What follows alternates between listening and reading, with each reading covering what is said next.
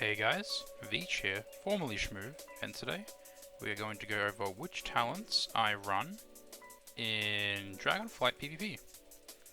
I've been having a lot of fun trying different things out, but I think there's a pretty stock standard build that a lot of people have been using, and that I've been seeing around on different areas of the game.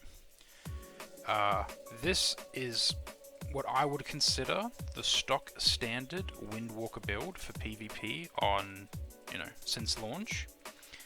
This is subject to change. We've been seeing PvP changes for the last 3 days. Some of these might change, but I can confidently say that this is probably what I'm going to be using once the season starts. So starting in the actual monk talent tree, we you know what? Let's go over the elephant in the room. Tiger Tail Sweep. This is almost situational, I guess. But I've been using it to sort of give me that 2 extra range on leg sweep, because I've been playing a lot of VGs where it's I have over 200 ping, and this helps me just land them. I would move this to escape from reality if you feel comfortable with your sweeps. But I find that Tiger Tail Sweep just feels really, really nice. So this point is flexible. You can put it anywhere, really. And we want to go down here to get, the instant Vivifiers. Increasing Vivify healing. So this is Expel Harm heals. Expel Harm being one of our big heals this expansion. Chi Wave to get into Profound Rebuttal. This is where a lot of our healing comes from. Also over here with the Strength of Spirit. Now, with a lucky crit, if you are below 30% HP, you can almost top yourself up. I've had Expel Harm crits that top me from 20% to 90%. It really is our strongest heal this expansion, and you can't sleep on it. You have to take these talents for survivability. And then you have the stuff like Furious Wind, get some damage reduction with the Calming Presence. Disable to come down to Fort Brew, and Fort Brew, depending on the game, I like this because it's the strongest defensive, but you can take either. If you feel like games are going to be dragged out where you can get 2 uses of Fort Brew in one game, take this. But having a stronger Fort Brew, especially since we have Dampen Harm now, could be useful. And then we take Celerity and roll up here for 3 rolls on a 15-second cooldown, just increasing our mobility by a lot. And we come down to Transcendence, obviously. Amazing talent, amazing ability. Always take it in every build of Monk. Same with Ring, same with Diffuse and Dampen for PvP. And then we come down here to increase our healing even more and give 8% healing to our allies, which helps the healer heal for 8% more. Free stats, free talent, especially since a lot of these talents don't matter. Like, we don't come down here for Resonating Fist because it adds... Because of our damage profile, this proc damage is pretty much useless. We are not killing outside of cooldowns as a Windwalker. So a lot of the point... And you have to take this as well, which is almost useless in PvP, because if you can touch a Death Zone, you've pretty much won. And getting the extra healing from close to heart just increases that Expel Harm crit even more. So this is the build I'm running with Tiger Tail Sweep, but if you're comfortable with low ping, you can 100% take Escape from Reality. Yeah, that's pretty much the only talents I would swap.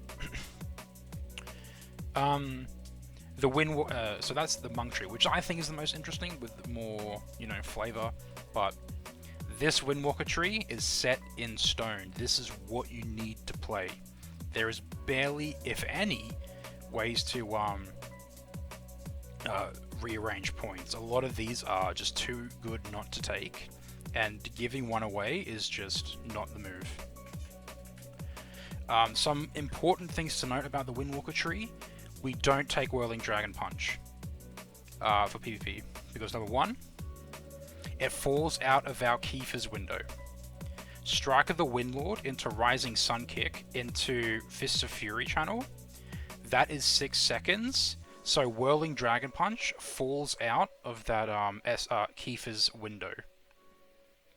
And if we compare it to a similar talent, which is Transfer the Power, which increases Fist of Fury damage by 3% stacking up to 10 times.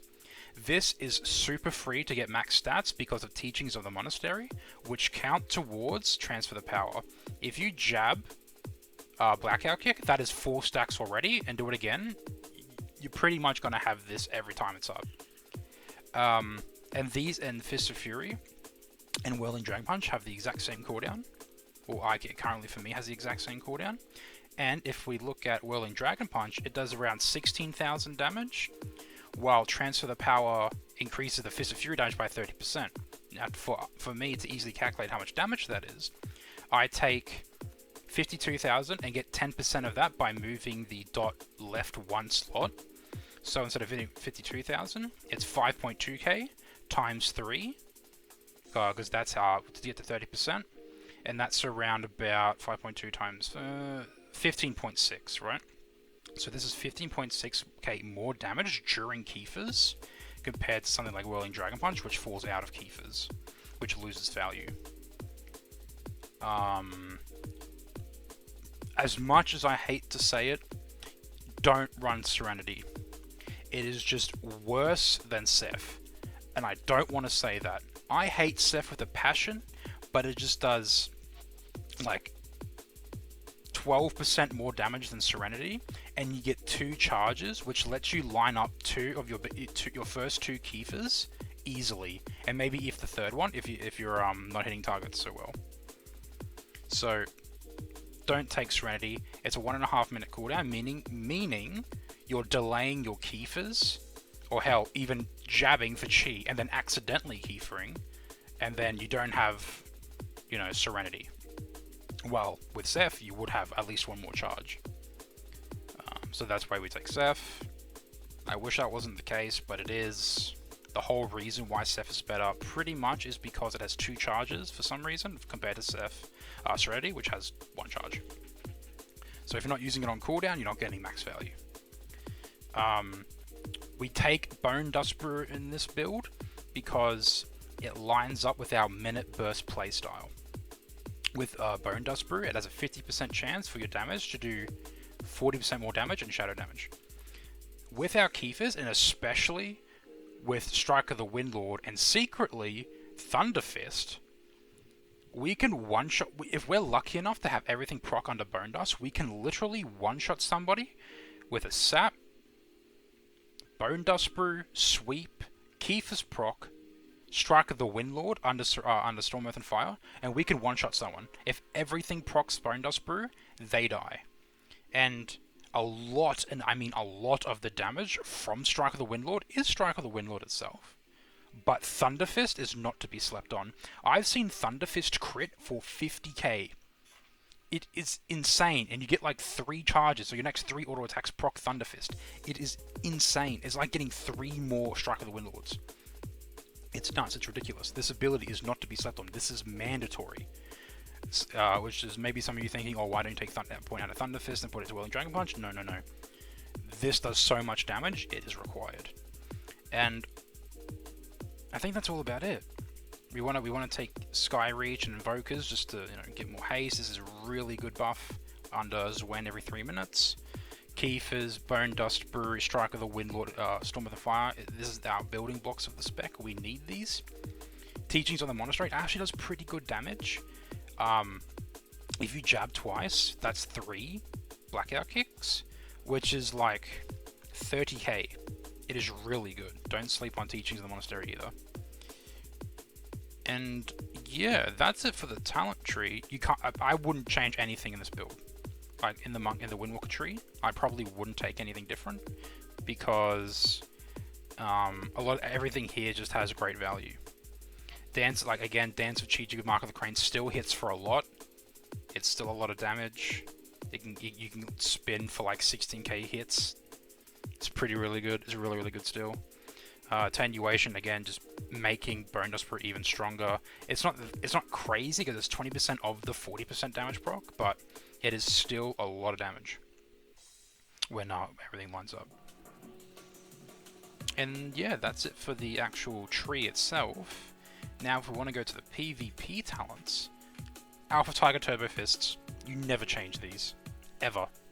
they are baseline and you can't change them. They have too much value. Alpha Tiger gives us a 20% haste proc, which again helps us channel our Fists of Fury faster during our Kiefer's window, because it's every 30 seconds. You will almost always, unless you did something wrong, somewhere down the line, you'll always have this up on your kill target when Kiefer's is up. Same with Fist of Fury. Without Turbo Fist, not only are you not cleaving as hard, because a lot of Windwalker damage is cleaving, so it's pretty good, they can easily get out of your Fist of Fury damage if you don't take Turbo Fists. So not only are you cleaving a lot less, you're actually allowing your opponent to get out of your damage. So this is mandatory as well. Now, this slot, if you're in a solo PvP situation, like let's say you're in the open world and doing some world PvP, if you're in like solo skirms, and you don't trust your partner, and you take reverse harm to get the more healing, more chi. Again, 60% with this, all these modifiers, they make your crits insane healing.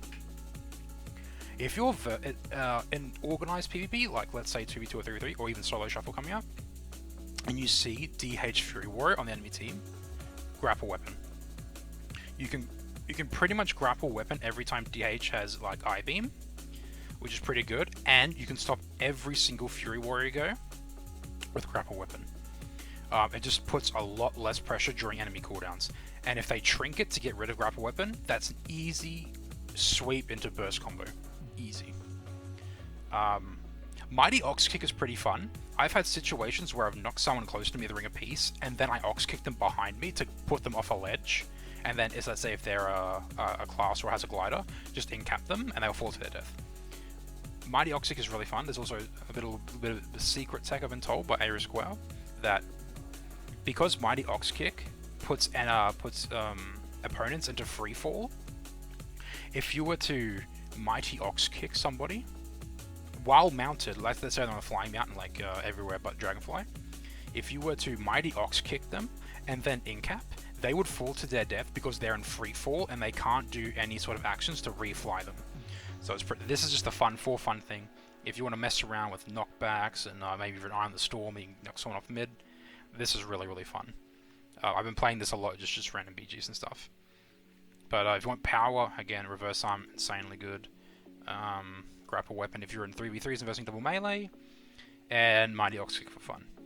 Nothing else really matters. I mean, you could take Ride the Wind versus Frost Mage, so you're not in freezing hell with like negative movement speed all the time. This is Frost Mage specific, and even then I probably wouldn't take it. I think the reverse harm healing would probably outdo it, just because our mobility has been increased like by 30% with this extra roll charge and reduced cooldown. It's really, really good. So yeah, this is the build I would recommend for the current state of Windwalker, which is for Australia, it's the 5th of December 2022. And before the season starts, if there's any changes to the Windwalker talents, I will probably make an updated build in the description of what I find. But yeah, this is stock standard. If you want to play a really, really good Windwalker build, this is it. Take Tiger Tail Sweep, put in Escape from Reality. The utility of Escape from Reality is pretty good. But I find myself, when I port, I don't want to port back out there, right? I don't want to port back out. The healing is really nice, but again, Vivify heals for a little bit too little for me to have any value in the healing. Especially since Expel Harm heals for so much, and we already have, close to Heart 2. So the utility of Tiger Tail Sweep, really good. The extra 2 yards helps me when I have high ping. When I'm on the American BGs, helps me a lot. But I would recommend Escape from Reality. And yeah, that's the build. And thank you for watching up to this point if you have, and I hope that you own some gamers in PvP with them sick one-shots, Kiefer Strike, and all that good stuff. So that's it from me. I hope you enjoyed, and see you all in the next video. Peace.